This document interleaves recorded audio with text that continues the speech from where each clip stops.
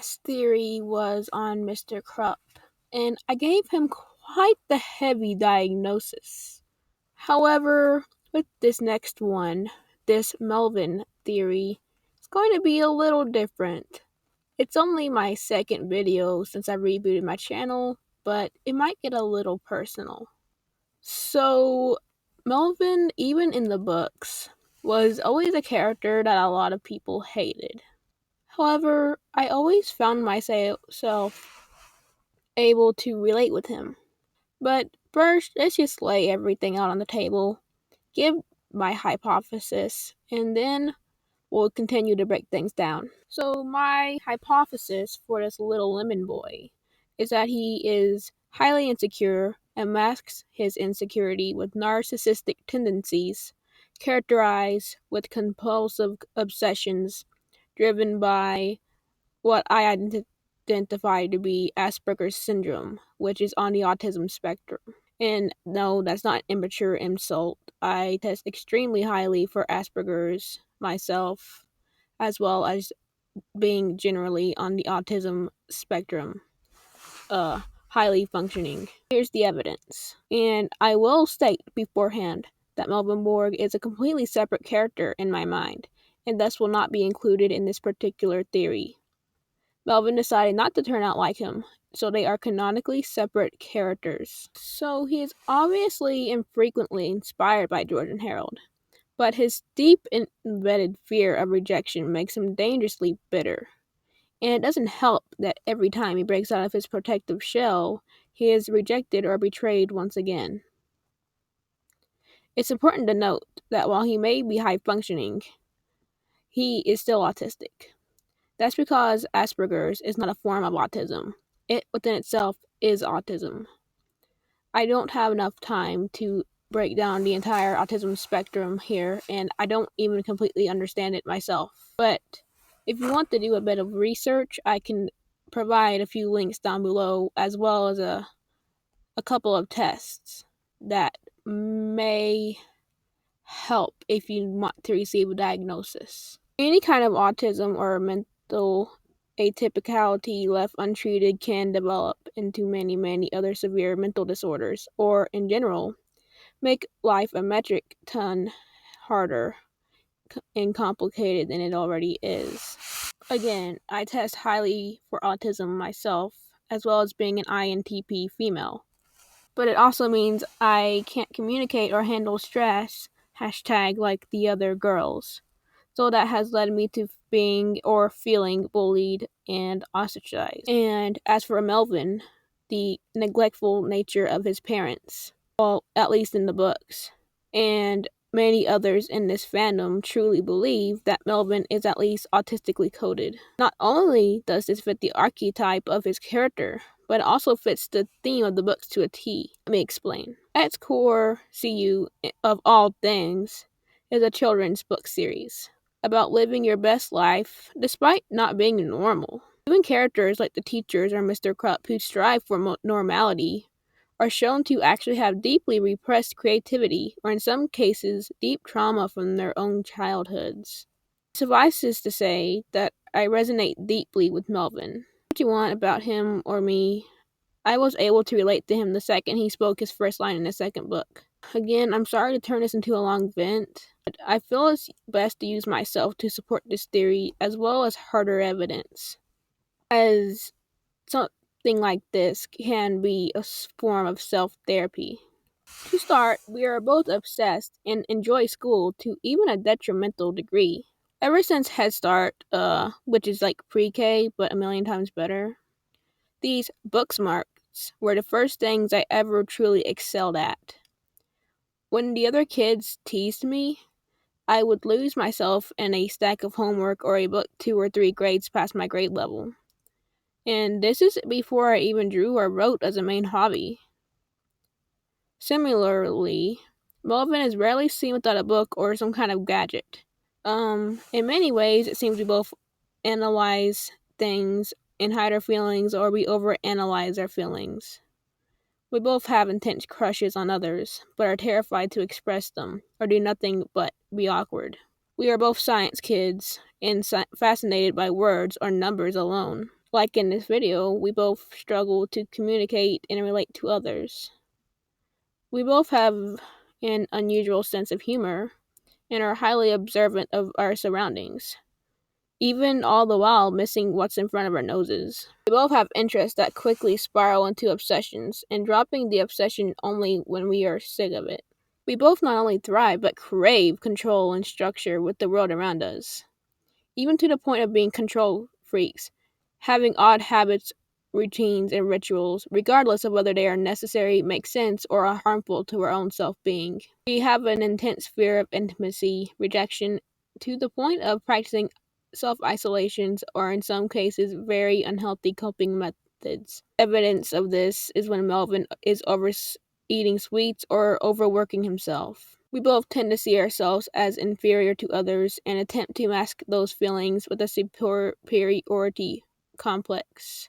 We are both easily overstimulated and have explosive mental and emotional breakdowns when things just become too much. Nonetheless, the harsh divide between male and female and fictional and non-fictional means we both present certain traits differently. As he presents a more linear line of thinking, my mind is overwhelmingly sporadic. Also, I have oversensitivities to touch and light, and sometimes certain noises, but not anything that's like out of the ordinary.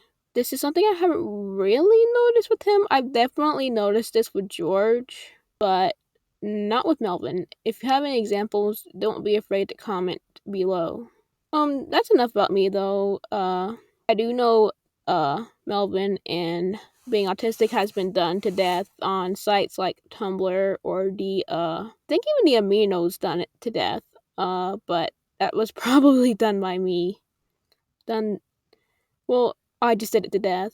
But nonetheless, my actual theory that I want to talk about is more of how his mind works, his inner mechanisms, and predicting how he will develop should the series allow for full character development.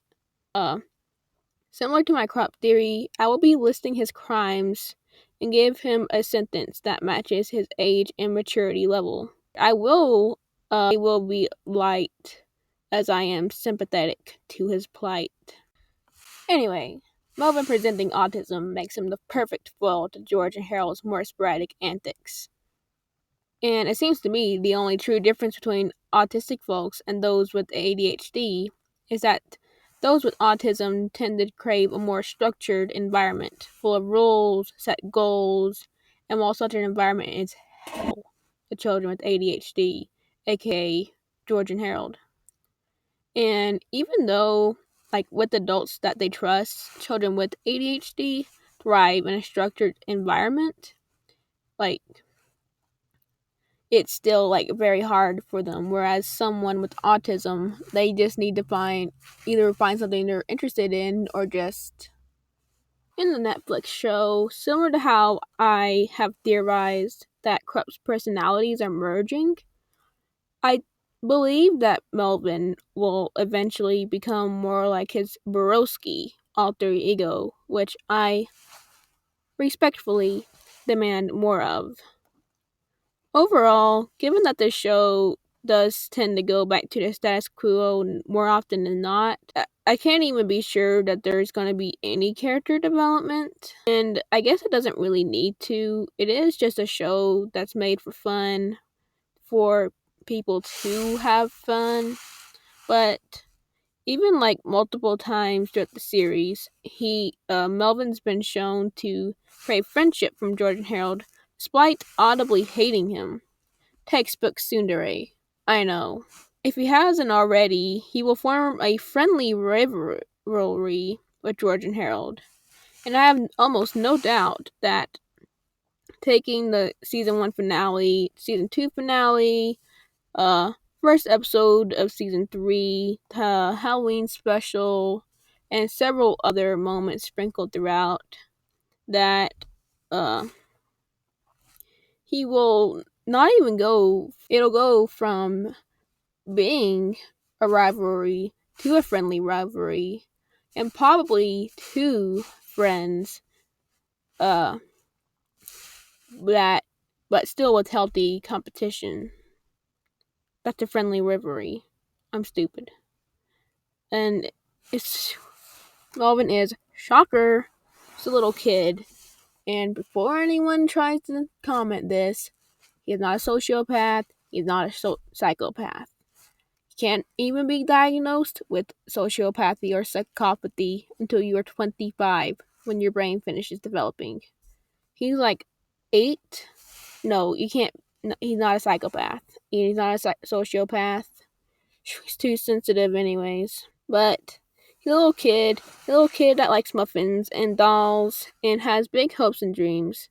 A little kid whose love for science and unrecognized creativity and talent is channeled into making inventions that are even more impressive than those of Professor Pippy P. Poopy Pants. But in the end, like I've said like 3 times already, he's a little kid with his own needs and struggles, at which at this point remain unmet. And though his parents are canonically neglectful, and I cannot repeat this enough times, the effects of neglect are a heck hole of itself, regardless of whether you have autism or a mental disorder or anything. And I know people are going to comment about how overprotective his mom is, but at the very least, you gotta give me that he, along with Harold, has daddy issues. Like, I mean, come on. His dad cared more about the inventions than his own son. And in the season 3, when he got launched into the lake, like, his parents didn't even care. They didn't even care about where they went. I'm pretty sure they left the camp. Even his mom. Like, what?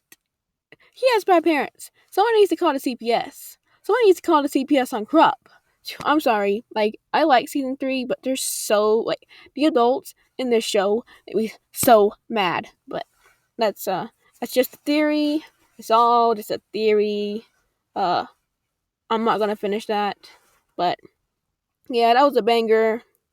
Up next is definitely Melvin Borg. I already promised this to someone on Amino, which, if you want to read the written version, which is probably easier than listening to my voice, then you can read them on the Captain Underpants Amino and my Tumblr at artpoint420.